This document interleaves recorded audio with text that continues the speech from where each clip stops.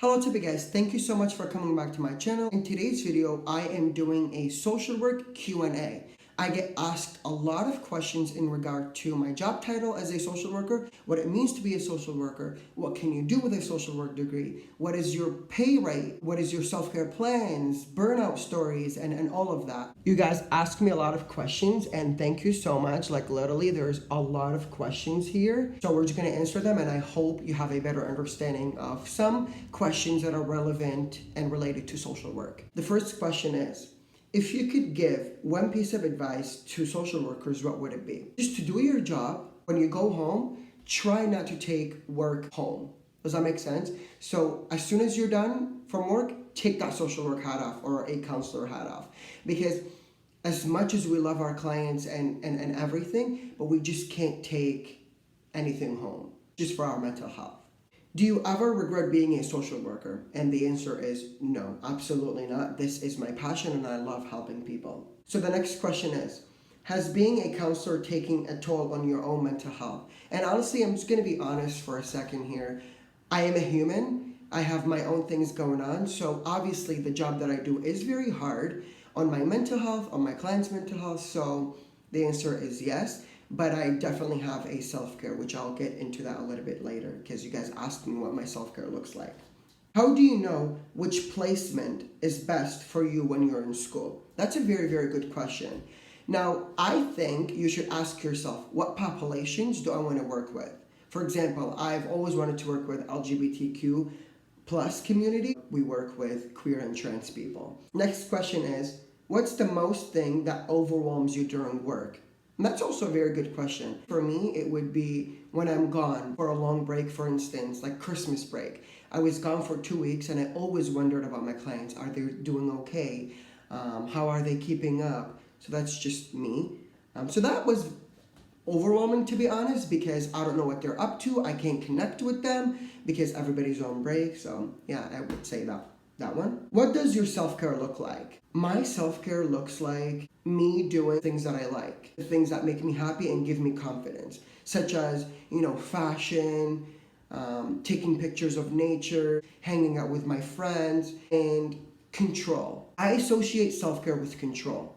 If you're at work and something is presented to you, or you're working with a client, if you can control the situation and go with it, then do it. If you run into some things that you have zero control of, I would just let it be and don't beat yourself because of it. So self-care, control. If you can control the situation, great. If not, then move on and do something else. Next question is, people terrify me with their burnout stories. Should I be concerned? And self-care tips. So again, doing the things that speak to you and to your happiness and hanging out with people that you love and care about. In terms of burnout stories, I've heard a lot myself, but honestly, in my experience, I haven't really experienced burnout or even what that looks like. To me, not yet. So I can't really speak on that. Maybe down the line, God knows. But I feel like when you're doing social work, and if you have a good, solid self-care plan, I think you should be fine. Next question. Are you on a call at your job? The answer is no. Once I'm done work, once I clock out, I'm done. Is sensitive personality negative for social work? I think I understand what you're asking. I think you're referring if you have a sensitive personality, if you have a lot of feelings, which is great, can you do social work? And the answer is absolutely yes. The more you have feelings, the more you'd be able to empathize with people. So yes, you can have sensitive personality and still do social work, obviously. Was it hard to find a social work job after graduation? I am so thankful because I got a job right after I graduated, which was amazing and I'm so blessed. So in my experience, not really, I got a job right away. I know as an entry-level social work, the pay isn't the best. Did you get a decent start pay for your job? It depends on where you work. Some sectors will pay you more than others, but in my experience and my job, I am happy with what I get paid, for sure. Next question is, what is your description of your social work job? I am a registered social worker and I perform counseling duties. What are day-to-day tasks for social workers? That's a really, really good question.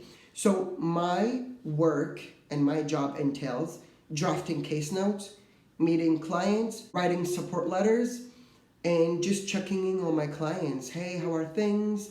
Doing counseling sessions, obviously, and I also facilitate resilience, empowerment, and suicide prevention program. Do activities, exercise, mindfulness, and so on and so forth. Next question is, would you travel to another state to pursue a job request? The answer is actually I've not really thought about this one before, but I think I'm really happy where I am right now. But if there's something down the line, God knows, because I really do want to get into teaching. I want to be a professor, but I want to experience counseling first and then I'll make my way up. But that's a really good question. So far, I haven't really thought about moving from Canada or any other cities. Next question is, could you share some tips and suggestions to boost your confidence while you're in school? That's a really good question. I would say go to class, obviously, connect with your professors, and kind of be their best friends for the time being for your student journey, because it will really make a huge difference.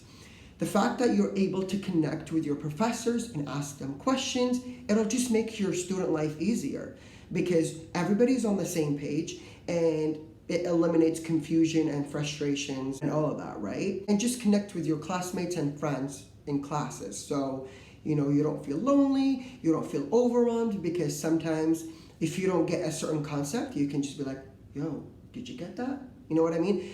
I had a lot of friends, thankfully, in university, so we were all a very good group, and we would ask each other questions if somebody was confused and didn't know what was going on. What is your caseload like? My caseload is good. I have a lot of clients, which is really good because every single one of them teach me so much, and I am so happy for that. So my caseload is definitely getting there. Pros and cons for being a social worker. Honestly, let's start with pros. You get to work with people from all different walks of life that teach you so much.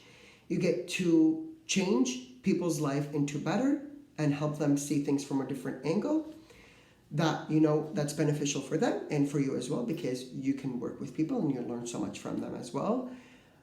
You get to work with amazing team like myself. I am so grateful for the people I work with, and shout out to you folks. There's a lot of advantages in terms of being a social worker. It's such a rewarding job. When you feel that you're making a positive change in the world, in the life of others, you just feel so happy and rewarded. Now, on the other hand, in terms of cons and disadvantages, honestly, I can't really think of much right now, but you get to be exposed to a lot of things, which is not necessarily a bad thing, but sometimes, you're like, wow, this is a lot. So in terms of processing the things that you hear and come across, it can be a little bit overwhelming. But I guess that's it, really. Next question is, what is your area of focus and specialization? Again, I am a registered social worker and I do counseling. And I also run a group.